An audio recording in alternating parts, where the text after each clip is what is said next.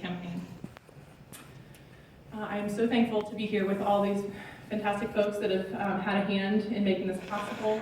Just before I get started, I'd love to recognize some of the families who have been involved with the very beginning of the campaign. The Strader family is here with us today, the Johnston Wellivers, who raised funds for the earlier Cuddle Cot units.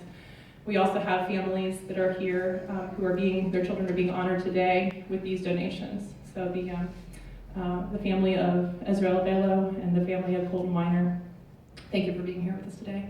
We have local leaders who have supported us through this, leaders from our hospital systems. Thank you, all of you who have come to be present, and certainly our local leaders who have made this possible across the region. Leanne Eigel from Celebrate One, Jeff Klinger from the Central Ohio Hospital Association. Your guidance has been so valuable as we've done this work. A Cuddle Cot is a simple device. It's a small motor which operates a pump and a pad filled with cool water. But it has a profound impact. It is designed for a specific moment in time when a family meets their stillborn child for the first time and the only time. It provides more of the only thing that is worth anything in these moments: time.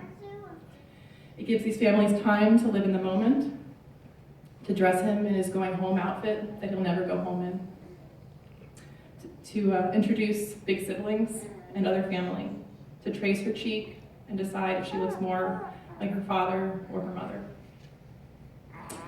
For Ezra's family, more time would have meant more time for his mother to fully emerge from anesthesia, some time to unwrap him from his swaddle, to count his fingers and toes, and to take some more photographs.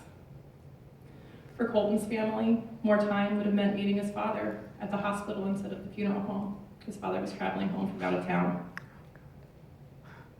For Greta's family, more time would have meant extending her time into postpartum, not feeling hurried and like she wanted to leave from the place.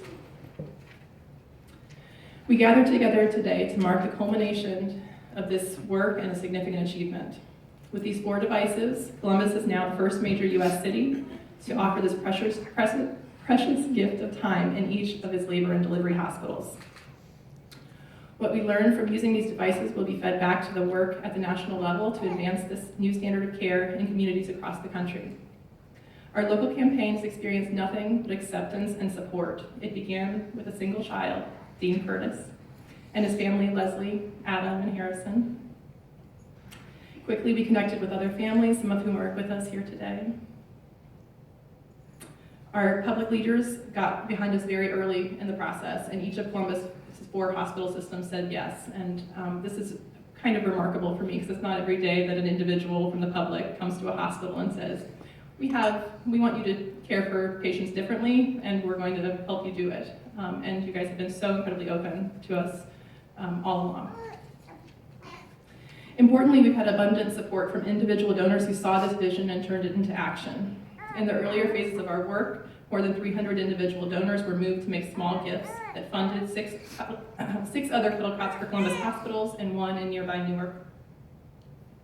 This campaign tapped into something in all of us. It gave us a way to say things we often don't know how to say.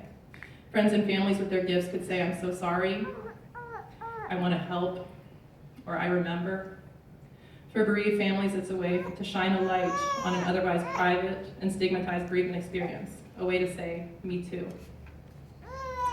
And that brings us to today. The Columbus Foundation has enabled us to close the gap, to bring the standard of care to the remaining hospitals that were not covered in our earlier work.